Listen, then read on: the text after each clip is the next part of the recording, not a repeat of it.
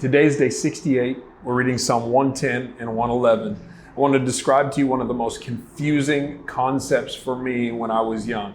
Psalm 111 verse 10 says this: "The fear of the Lord is the beginning of wisdom, and all who follow his precepts have good understanding." I remember reading this verse as a young child and trying to understand. It's amazing that the verse says you have good understanding if you simply fear the Lord and start in this process of wisdom. Well, I didn't have any good understanding at all. I remember reading it and thinking, like, does God want me to be scared of him? Does God want me to feel terror when I think of him? That thought, even in and of itself, made me scared. But then understanding what God's speaking of is a respect for him. What he's speaking of is an awe for him, not treating God casually as if to know him or not to know him makes no difference, but to understand there's weight to it and there's importance to it. To understand that, to fear the Lord or respect God, to fear the Lord or have awe for him is actually the starting point for all wisdom.